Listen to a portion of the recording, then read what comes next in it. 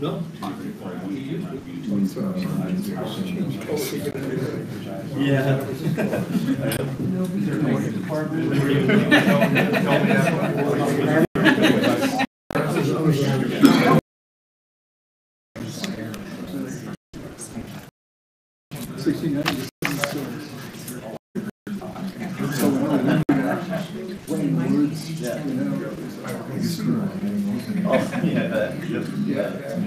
I'm sure they've improved quite a bit. Boxes, stuff back in Korea War,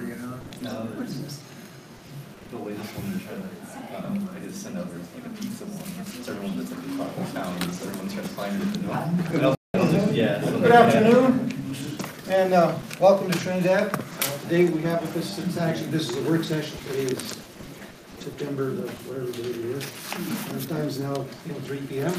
And we have with us today the 3rd Armored Brigade team, and I have who is going to update us here as to their training, as to how it went, and what their future looks like, I guess, as far as training goes. And I don't know everybody that's here, I just met someone, but he will introduce his team. So, Colonel, if you would, please come forward and give us an update of what you got going on. Thank you, sir. And welcome. I appreciate it. Thank you very much. So, I'm Colonel Mike Simmery. I'm the commander of the 3rd Brigade Combat Team here at Fort Carson. And I'm here with my battalion commanders, all training here at Pinyon Canyon. And our purpose really here today is threefold. First, we wanted to talk a little bit because we realized that it's important for us to come down here, engage the community. It's important for people to understand what's going on and why. So we want to talk a little bit about who we are. The second thing we want to talk about is we want to talk a little bit about why we're doing what we're doing. And then the third part was simply to say thank you to the citizens Trinidad for all down here that you've shown to the brigade and to Fort Carson in the 4th Infantry Division as we've tried to execute this event. So, a little bit about who we are. Look at it, the 3rd Brigade Combat Team, the soldiers that were here at Pinyon Canyon conducting the rotation down here, it's a unit of about 4,200 soldiers. It's one of 30 brigade combat teams in the active Army right now. So there's not many of us around. It's one of 9 Armor Brigade combat teams in the Army. And when you look at that, it is not many armor formations, tanks, Bradleys, tracked vehicles, howitzers, etc. There's not much in the inventory. So it's a very unique training opportunity that we had down here at Pinyon Canyon. And quite honestly, when we train and when we go to the field like we've done over the last couple of weeks, we're designed really for one thing.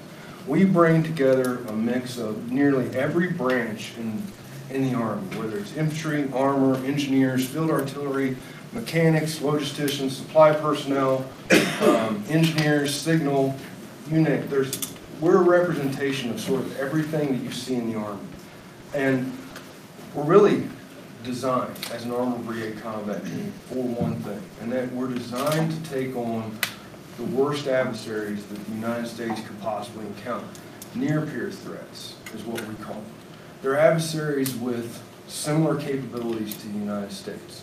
So it's important that we get out and we hone our skills and we learn how to do our job. And quite honestly, when we're not preparing, when we're not training, what we find ourselves often doing is we're deployed forward in a deterrence role to deter aggression, to reassure allies, things like that. And the brigade's done a lot of that over the last few years. So rather than trying to explain the organization, I'm not going to put up a big organizational diagram or anything like that. I figured it would be easier just to sort of show you what we see out in the field on a daily basis than to try and explain it, because I'm sort of a picture's worth of 1,000 words guy. So with that, I'm going to let Lieutenant Lee here roll the video, and it'll describe what you see when we talk an Armored Brigade combat team. So please. I really don't know this works. Yes, sir. They've said that this is going to work for like a week, so.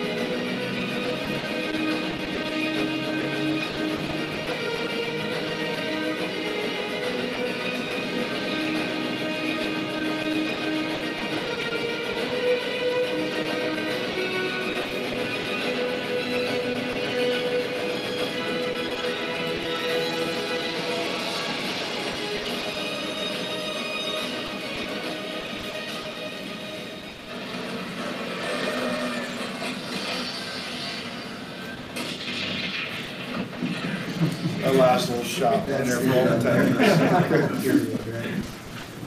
We're an armor brigade. We're kind of enamored with tanks sometimes.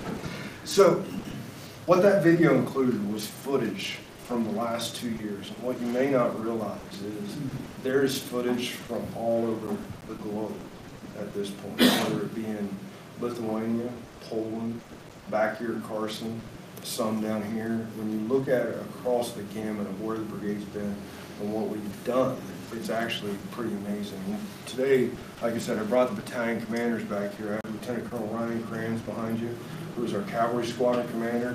I have Lieutenant Colonel John Barasia behind you, who is the brigade engineer battalion commander, also in charge of like signal, military intelligence, a lot of the enablers that allow the brigade to function.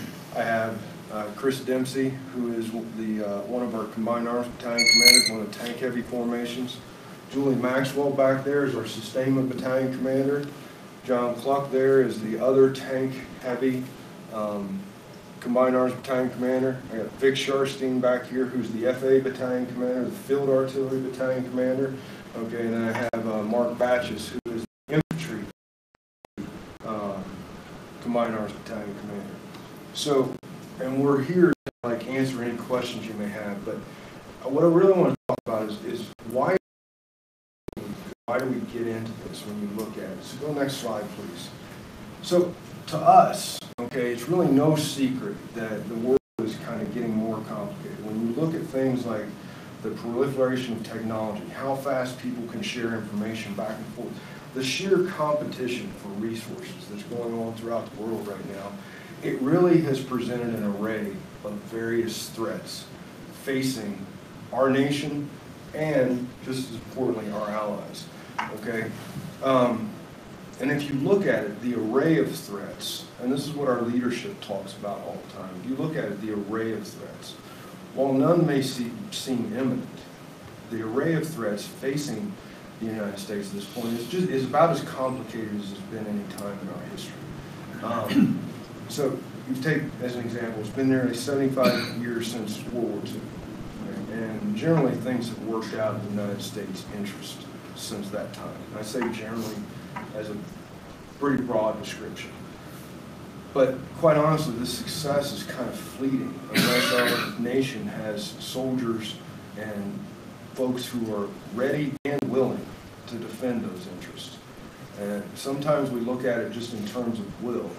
But you've actually, so whether it's those who quite honestly want to reorder their area of the world and maybe threaten some of our allies or eradicate parts of certain religions, okay, those who we've expanded our own ally networks. We have Estonia, Latvia, Lithuania here. Poland, this 63-mile strip here is called the Suwalki Gap, okay, the thing between there and Kaliningrad. This is Belarus, this is Russia. When you look at it, you know, that presents a complication for NATO, all right? And the bottom line is, when you look at this, or it's those who, you know, would directly want to threaten the United States with weapons of mass destruction, however you boil it down. Just the sheer array of threats, and I haven't even talked about cyber or any of this other stuff that you hear folks talk about, you know, when folks are being hacked and all these other complications that are out there. But the bottom line is, we're only as strong as our will to defend it, our nation, and our allies. The fact is, we never really know at this point where the next threat is going to come from. Our Army has a track record since World War II. We have never guessed the next conflict correctly. Okay?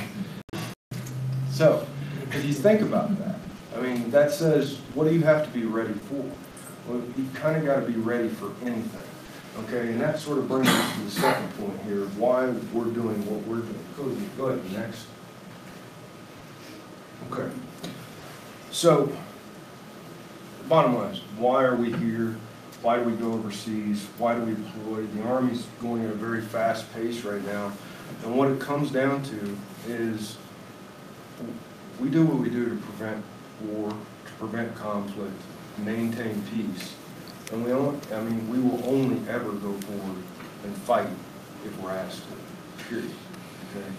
So that's the real reason why you see the Army going around the world at this point. And this brigade has been all over the world at this point. We have had some of our soldiers in Korea over the last year.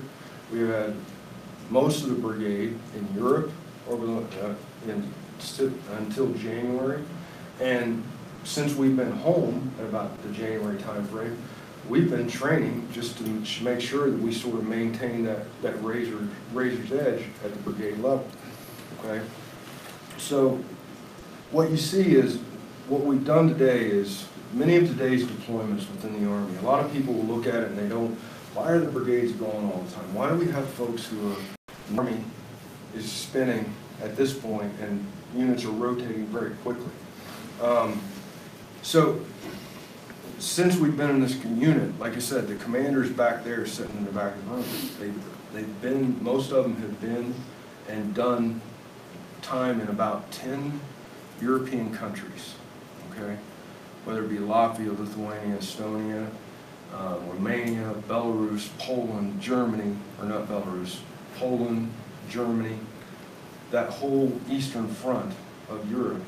The bottom line is that they've been involved in that. Then they come back home, focused on this, and then we're quite honestly, like I said, getting ready for the National Training Center again.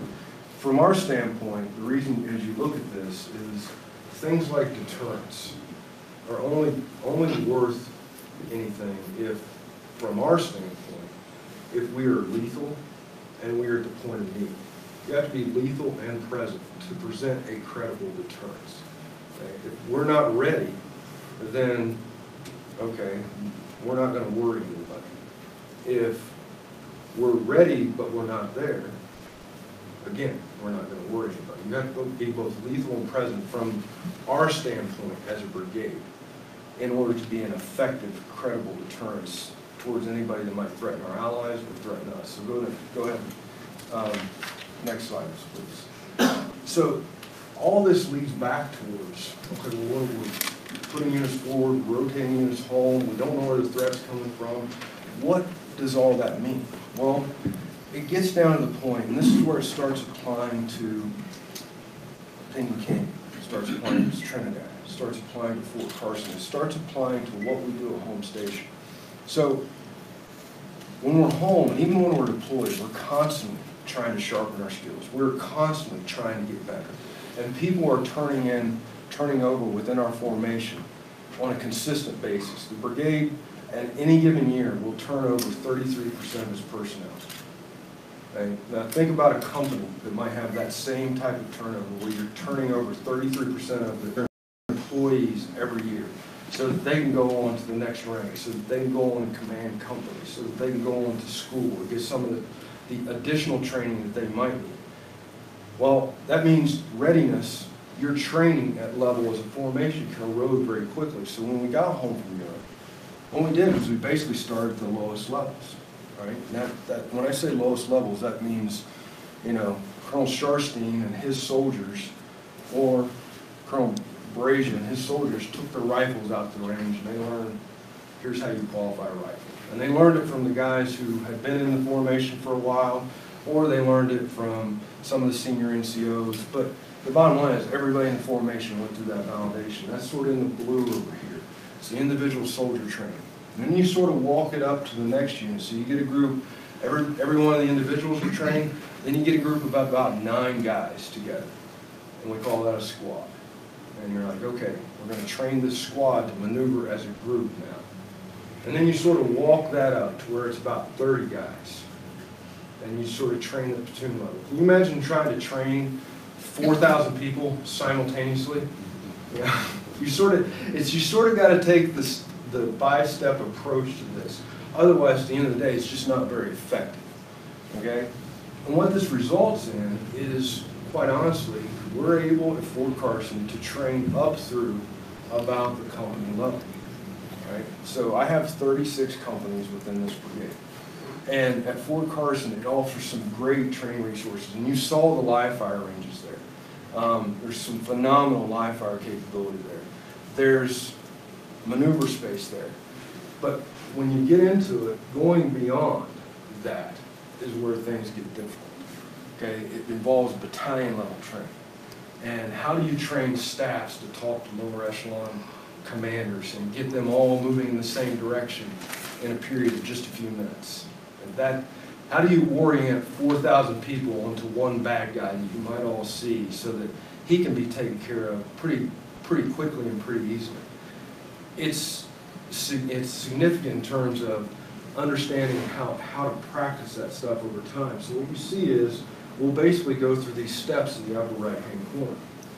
And then it just sort of revolves in a cycle. The units will go through this training cycle at home station. They'll culminate.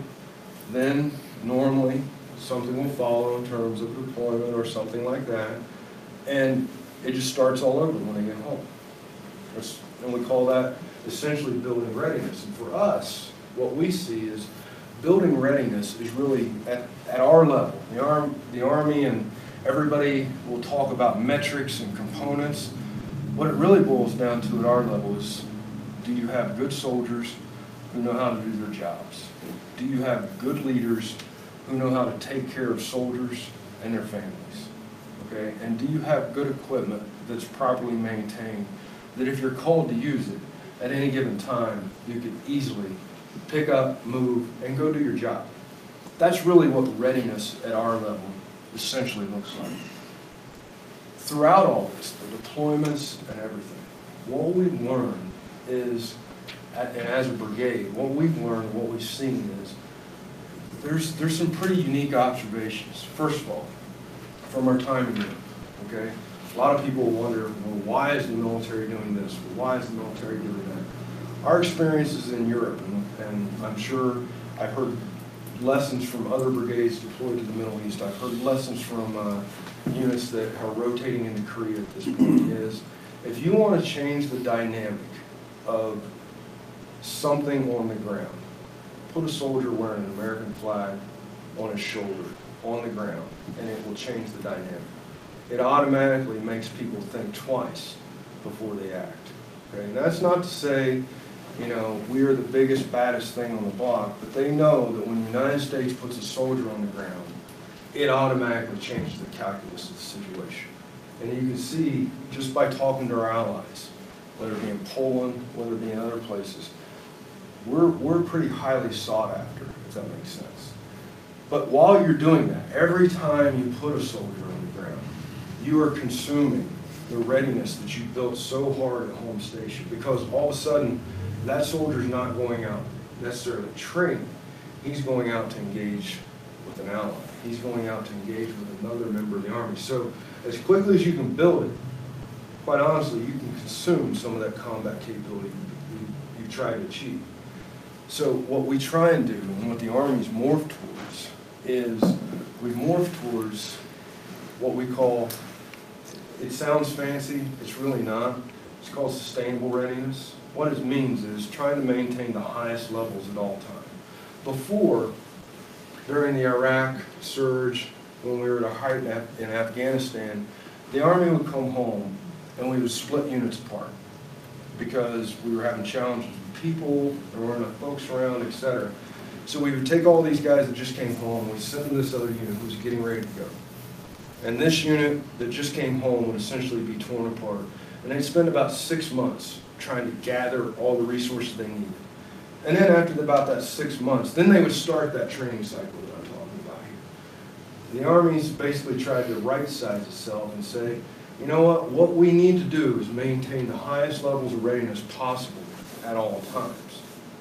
And for our brigade, when we came home from Europe, 3 weeks later, we were out at gunnery because we lost people, but we didn't have the significant loss. We started training right away.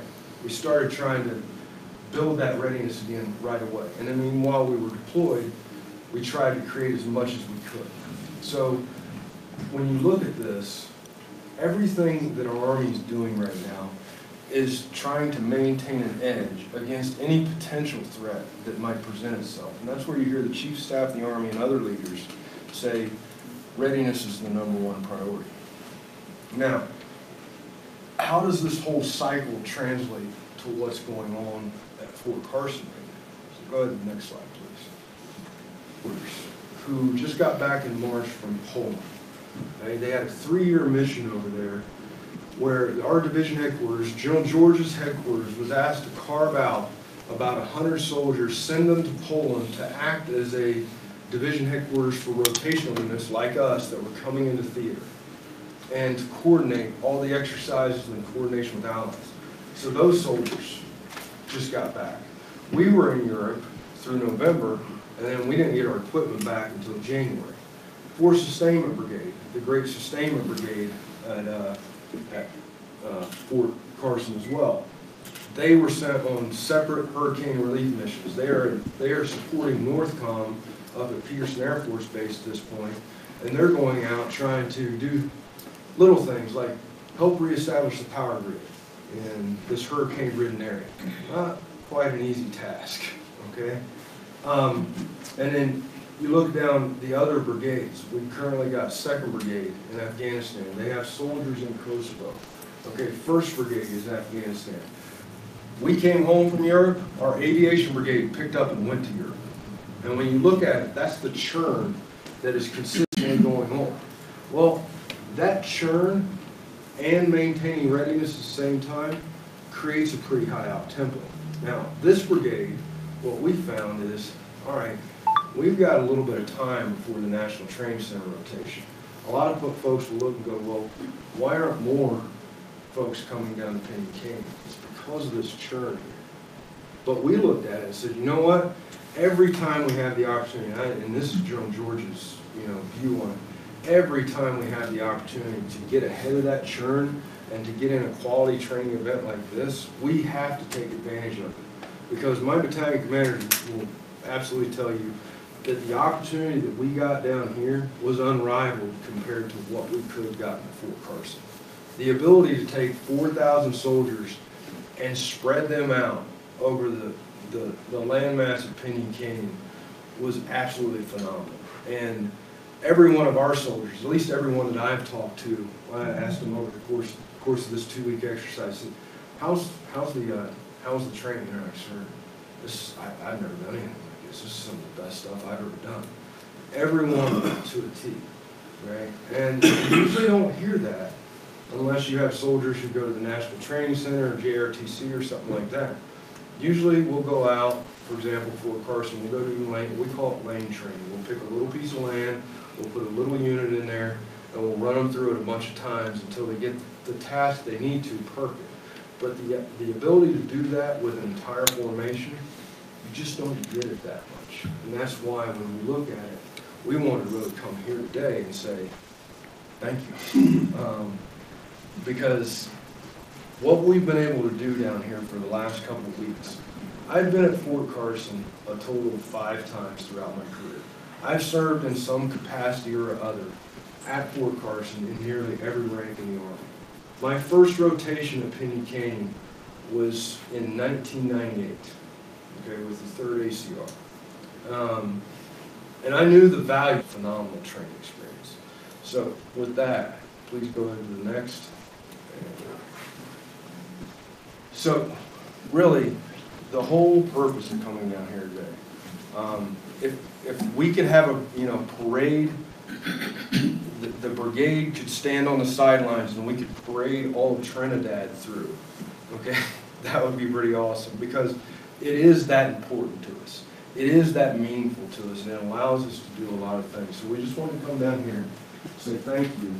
Really, and it's not much, okay? Just present to everyone a certificate of appreciation and say thank you so much for everything you did for the brigade down here. Thank you for your willingness to open up your doors and help us out because we are a better brigade and quite honestly a better Army because of your efforts at this point. So, sir, thank you. Thank you.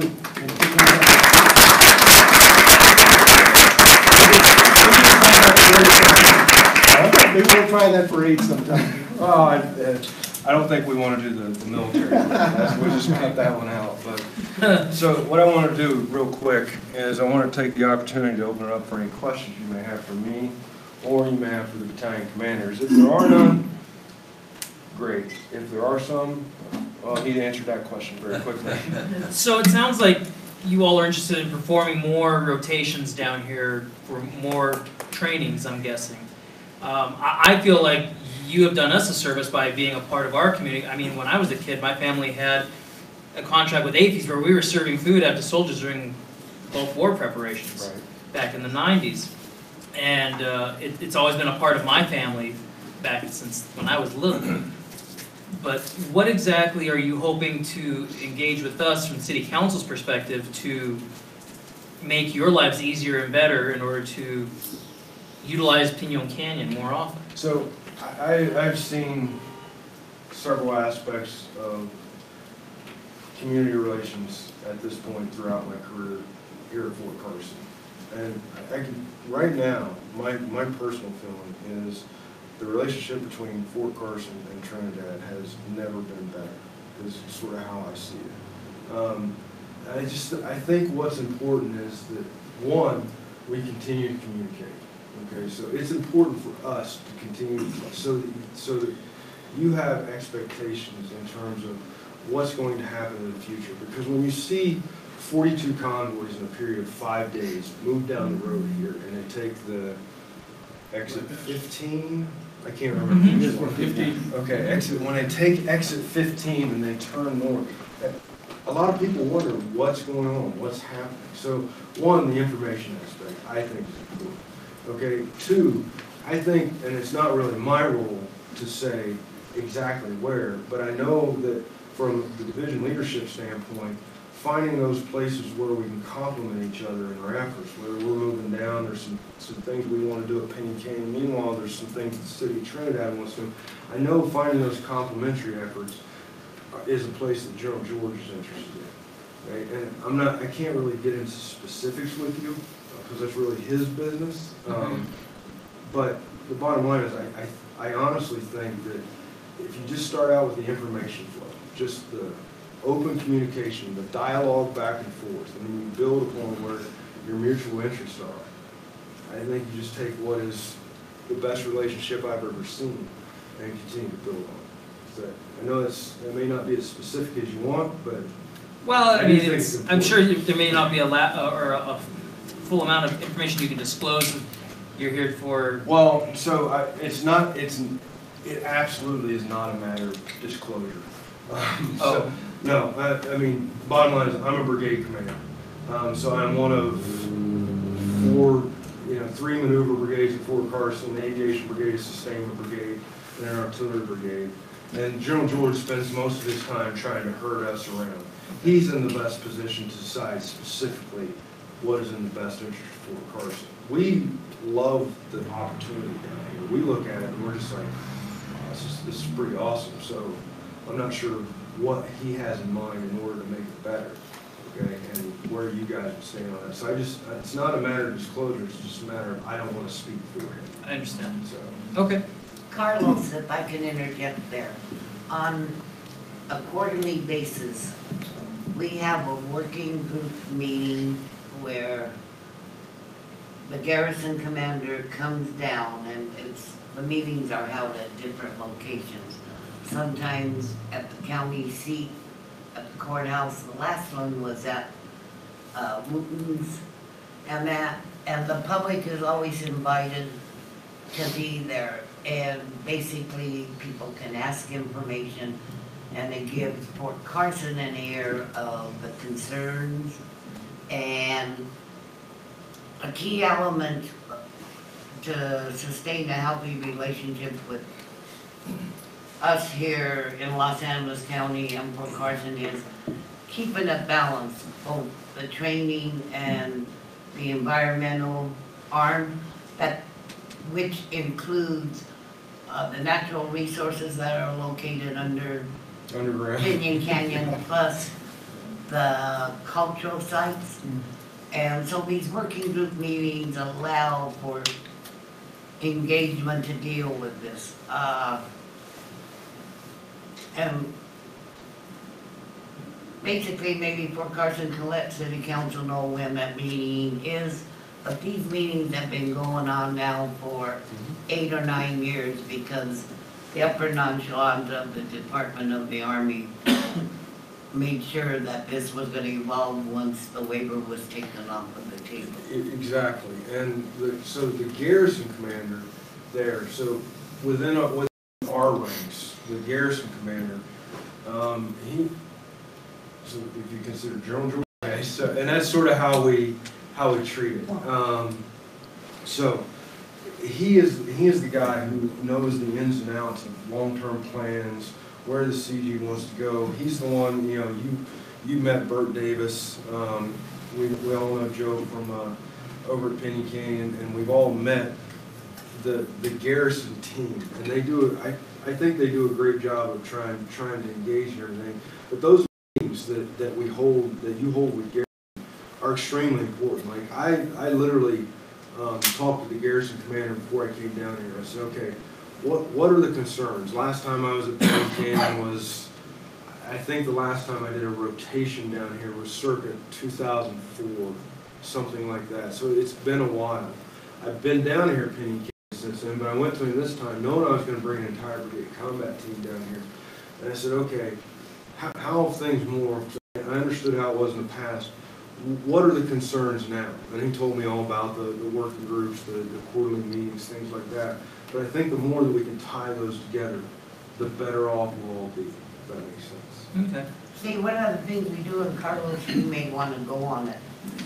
I'm chairperson of the Environmental Council here, and in a time period after your brigade training is over and cleanup has started and everything, then we go in on it and we assess along with who's ever down from Fort Carson, and then we do follow up on it to make sure that it has been reseeded in areas and the ruts that need to be fixed up. And if there was damage on a Native American site, then they have to deal with the tribes, because there are 14 national tribes that they also have to consult with. Right.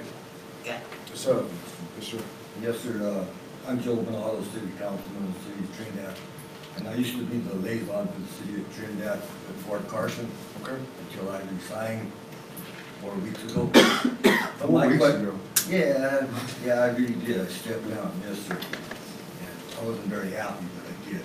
But anyway, the problem I'm looking at, there's been some talk that the Army has addressed our county commissioners about use of the fairgrounds out here. I know the county owns the fairgrounds, but I just want to know, how did this proposal all of a sudden pop up to the county commissioners and fell right out of the sky?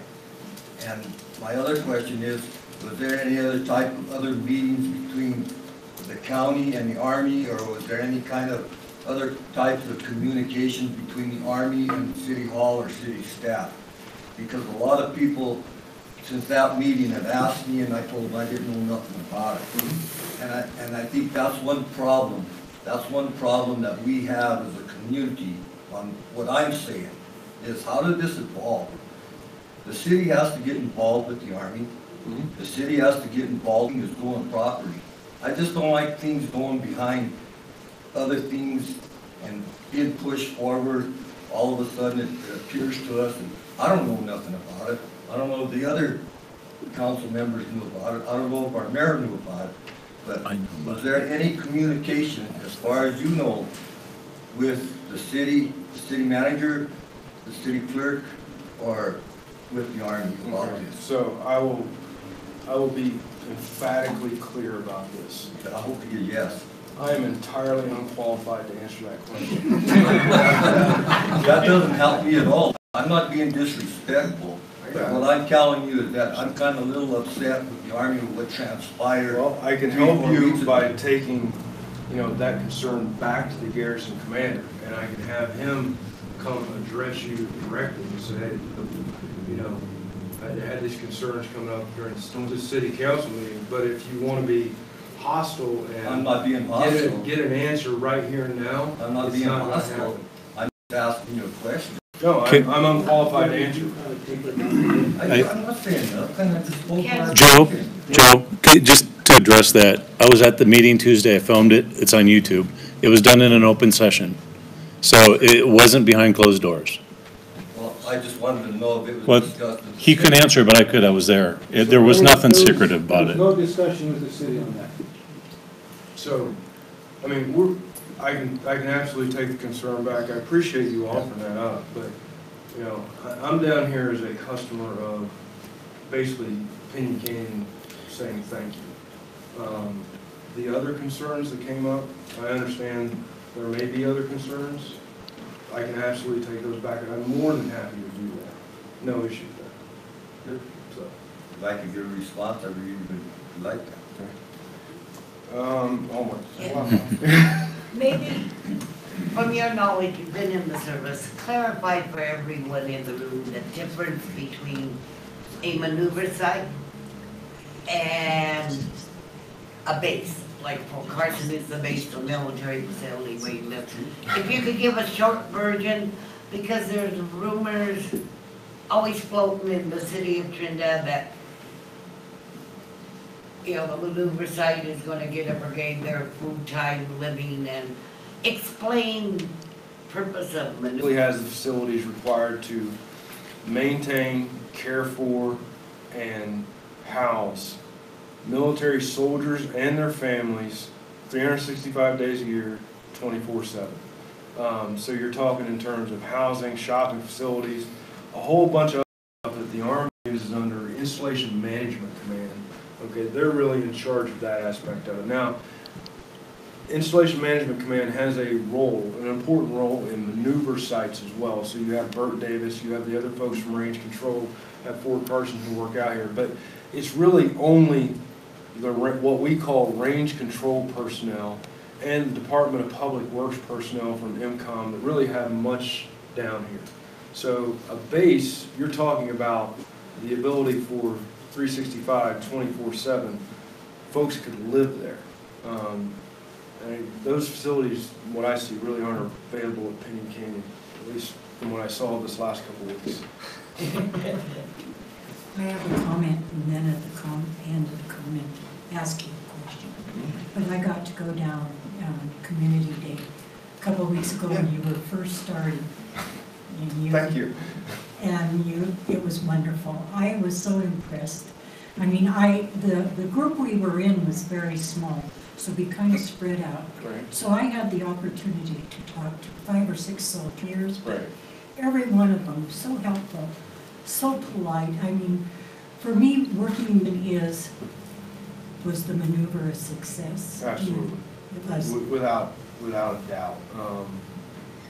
I mean, we started at the northern end of Pinyon Canyon, and we went to the far southern end, and we did that twice over the course of a couple of days. And moving that much people and that much equipment under a replicated combat conditions. And General George set the conditions that he made it difficult. It was, every one of these battalion commanders back here will tell you, I believe, anybody want to comment on that the training was absolutely worth it. Because of Pinyon Canyon, our squadron is better than it was when it showed up 3 weeks ago. And it was because of areas like this where we're able to maneuver an entire cavalry squadron of 600 plus soldiers in concert with 3 maneuver battalions, a field artillery battalion, an engineer battalion, and a sustainment battalion that makes us better just for having been here and being able to stretch our legs out and maneuver as big as we are all together, which is an opportunity we wouldn't have elsewhere. I truly can sleep better at night. That's the honest to God truth, because I can tell you, after doing this for 2 weeks, there were a lot of soldiers that were really tired, and they slept very well. I'm sure. I was hoping the weather cooperated too. Yeah, it did, for the most part. Sir, for you first, and I'll come back to you, sir. I'm curious, your team is, you said when we started, in excess of 4,000 men and women. That's the size of a brigade combat Roughly? in the Army, yes. Okay, so I'm curious, I'm going to use some terms that go back about 50 years, but I'm curious to know, of that 4,000 plus men and women, how many are E1s to E4s that are going to go at the end of their 2 years, 3 years, or 4 years on to another place in the Army or home tomorrow. So, And what does it mean to have to how many of them do you have to replace every 6 months? And as part of what you do here in Pinyon Canyon, bring in some guys down who haven't been to Poland yet, or to. oh yeah, absolutely. So there is a constant, when I talk about 33% a year essentially, so Right. it averages on a good month about, because we don't wait until a certain time of the year to move everybody. It averages, it's on average about 3% of the term formation turns over each month. So we have guys that came to Pinyon Canyon that literally just got to the formation, and we're like, hey, we loaded up and. So we had people join us Make in the progress. progress, We yeah. had people join us halfway through who were just assigned. I mean, so Fort we are constantly integrating new soldiers into the formation and trying to bring them up to speed. And then we'll go back to Fort Carson. And for those soldiers who just showed up, we'll go, okay, thank you for coming out to the training exercise. Now we're going to have you go qualify your rifle. I use that analogy. But we're constantly integrating folks in the formation. When you look at the number, when you're talking about roughly 2,400 in terms of E1 through roughly E4, it's a significant amount of soldiers that we're constantly turning over. I'd say, I think we calculated it up, and the battalion commanders might think I'm being kind of high here in terms of my number, but it's somewhere between 50 and 60% of the brigade that Is E1 to E4? No, that participated in the entire last European rotation and went through this. Everyone else has churned in and out over the course of the last 18 months to, almost 2 years. So we are constantly, that's the reason that when we talk about the term building readiness, if you get 100 brand new employees, you've got to sink some effort into training them. That's just a fact. If you choose not to, then you have 100 brand new employees who quite possibly don't know how to do the job. And that's why integrating people consistently is so important. So, sir. I had the opportunity to go out there several years ago with my wife for a media thing, and it was a National Guard unit, I think from Oregon or whatever, and we went into their headquarters tent as this was going on, and I felt like I walked into a movie. There was nobody that was jacking around. This was like we walked into a battle, and it was pretty impressive and intense. It was. It felt like that here 2 days ago. So. Yeah, but we went out in a Hummer, and we had to put on helmets and everything. And what the interesting thing was, and I just wonder if you still do this, but they had people that were playing the role of natives that were actually from like the Middle East as we were going through that. So you're talking more of the. You're talking about what we used to call in the Army mission rehearsal exercises. So if we were getting ready to go to counterinsurgency type environment like Iraq or Afghanistan, the Army went through great lengths to try and put role players essentially on the battlefield. We would get, whether they spoke another language or not, but it didn't really matter, but role players out there who played the Iraqi Army battalion commander that you might have to interact with, or the local citizens that you might have to interact with from this neighborhood, and they would put them into urban areas. And you'd have to wrestle with all the problems of, well, the Iraqi commander wants this, and that's the only way that he's going to help clear this village of all the insurgents. And there's a lot of, in terms of the clear, hold, build philosophy the Army used as we were going through counterinsurgency operations, there was a lot of that being trained within the formation. This time around, like I said, as an Armored Brigade combat team, what our primary focus is on the worst threats that we could possibly face. Now, that doesn't mean that we ignore the urban areas, but we did not have as many guys out there role-playing within the city. We had, I want to say on the day we rolled out, commanders, correct me if I'm wrong, we had protesters out there. I had a demonstration on my talk, on my command post. They were outside with signs, saying go home and everything.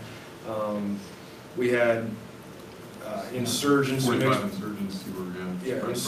mixed with locals inside the city, but they weren't playing any particular faction. It was made up country, and it wasn't like practicing purely to go to Afghanistan. So we still pay attention to that aspect of it, but it's much broader. It's all of the stuff that could go wrong on the battlefield simultaneously. So we call it full spectrum operations. So when I have one battalion that might be involved in a force-on-force with other tanks and Bradleys, with other armored equipment, I've got another battalion commander back here who's still trying to deal with that local leader who he's not going to do what you want until you give him this. And I've got another battalion commander who's trying to deal with villagers who are doing these certain things. We weren't as robust about that this time, but it still exists, and it absolutely will exist when we go to the National Training Center in Fort Carson. Interesting. So, Is strikers included in this brigade? I only have 3 strikers within this brigade, and that goes back to sort of what she said. In terms of one of the ones that she saw was the NBC reconnaissance vehicle, where it's the nuclear, biological, chemical contamination reconnaissance vehicle that allows us to go out there and say, all right, you have this chemical agent, it's of this type, etc. And she could probably, now that she's had the entire... I want to use that glove. she could, but I've only got 3 in this brigade. The rest of them are tanks, Bradleys, or there's a lot of wheeled vehicles. I mean, the tanks and Bradleys alone require fuelers, for example. How many Abrams did you bring down? We ended up bringing 81 down, I think. And what's the You come main one? into Oh, tanks. Thanks. These things. Yeah. Okay, there's 87 of these, 125 of these, and 18 of these, and 34 of those. Yeah, How long did it take you to mobilize from Fort Carson down here? a week, essentially. So, 7 days. The reason the trains, it took us 7 days to get 4 trains down here, and then it took us 5 days to march 42 convoys. And in between those 42 convoys, we had busloads of about, passenger buses full of about anywhere from 350 to 600 soldiers that pushed out each day. So it was a logistics event, let's put it that way. It was interesting to control, and it was good practice for what we're going to have to do in the future too. On a typical time when you have to go to, like say, Poland or somewhere else in the world, does the entire group go, or is it just like maybe half of it or a quarter of it, or is it all? Is 4,000? So Poland was everybody that was capable of deploying. Most of them at this point, unless it's Iraq or Afghanistan, it's everybody who's capable of deploying. So when you get what we call them our rotational units, we have some in Korea now, we have some within the Middle East now, the one in Europe. Those are the 3 typical ones that armor brigades will have to go on, and it's everybody. Everybody that's capable of deploying goes. So, your questions? Sure. Do you have an average about how many rotations have occurred over the past couple of years, and do you anticipate maybe that number to increase? You mean rotations? Down here to the maneuver side? Has it been around 2 or 3 per year? I know this year, I want to say it's the 3rd major training event we've done down here. I'll qualify what I mean by this year. Since General George has taken command, this is the 3rd one that's been held down here. Looking forward, I know the division, these things drink a lot of fuel. They were down here helping push a lot of fuel and food to us. So looking forward, I think, just based on sheer numbers, about the same, but I think the Division G3 could be a better metric for that. And Colonel Wagner, I can get you that answer. Yeah, I just want to know, because it sounds like for the sustainability program that you want to implement for readiness, you would be doing more rotations per year as people come back It home. goes back to that bottom, with all the stuff going on. It's whenever you can fit the time in to do stuff like this, it is absolutely worth it. Carlos, the other thing that limits how many brigade training they do down there is finances, because it's very expensive to move the Abrams and everything down here. We are the most, General George will tell you, we're the most challenging when it comes to the logistics of how to move something down here. The strikers, for example, if they need to move here, they just put everybody in a striker and they can drive down. I really can't get away with that on I-25. That would go so well. I take it the Striker's that tank in the bottom right. No, the Strikers, the Strikers wheel. are the wheels. Exactly, what he says, the wheel vehicle, in Third Brigade. It's a, Big vehicle, I'm guessing. it's capable of going, 70 miles an hour if it needs to. It can move. Do you have a budgeted cost of what it costs for this training to come from Fort Carson down here? And I want to say the train we paid for was around 1.5 million. it's a process, I'm sure. It's a process, and but the Department of the Army, the senior leadership, have said, hey, we can do this. It's absolutely worth it. Sure. What we get out of it is an opportunity that we would never get anywhere else. And quite honestly, compared to what it would cost to deploy us somewhere or deploy us in the National Training Center, I think the cost versus benefit is absolutely there. So. With the increase in the military budgets that President Trump is pushing for, it's got to help get more training maneuvers and stuff like this to happen, shouldn't it? I mean, it goes back to, General Milley, senior leadership of the Army, General George, everybody's readiness is what we exist for. It is the number one priority. I think that the approach the Army's taken is, hey, we need to use any funding that we get to shore up our shortcomings. And then from there, we can think about what else to do after that. But everybody seems geared at this point towards any funding we get goes towards the readiness of the formation. And quite honestly, you can ask these guys, there's been a noticeable focus on readiness throughout the formation and within the Army. And I think the resources are getting directed as such, at least from my perspective as brigade commander. So, any more questions? Something you might note is that in the time when brigades usually come down only once or twice a year because of just logistics and being stationed overseas. When they're not, smaller companies come down that have like 300, 500 men in it and they train down there. Special Forces basically is in and out of Pinyon Canyon maneuver site 12 months a year. And, it's ideal for them because they leave and for us environmentally, because they leave They leave no sign they were there. No. The average person don't know they were even here for as long as they were and how many of them were in and out. And then the Air Force also uses it with the big C-131, am I calling it the right number? Yeah, C-130s, because you got the dirt airstrip out there, and they come in like from Peterson and that, and they practice their landing on the dirt, because in the war arena, the real one, they have to land on dirt airways, the same thing for the Special Forces. And then Fort Hood and them send up troops to train up here in between the smaller groups, and the Marines, they do that one, or they used to, the one big walk in the summer, that's The 26 mile, or what is that one? They do some training out there also, because it's opened up to all services to use. It is. It absolutely A is. maneuver site is, it's not limited to. It's absolutely not just for armor brigades. I mean, Yeah, the ability, using it is something, I know General George is focused on, and it's not, yes, we're in a big brigade coming down here, but you do get smaller units that rotate in and out of here all the time. And some of them have, like you talked about the Special Forces, some of them have very specialized missions with very specialized mission sets. Maybe it's a good thing you never know they're there. So, where they're going afterwards. sure. I just think more of these would be good. It's good to let us know what's going on. This has been very informative and helpful.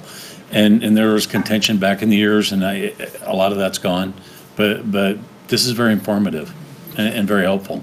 Well, I absolutely appreciate everybody taking the time.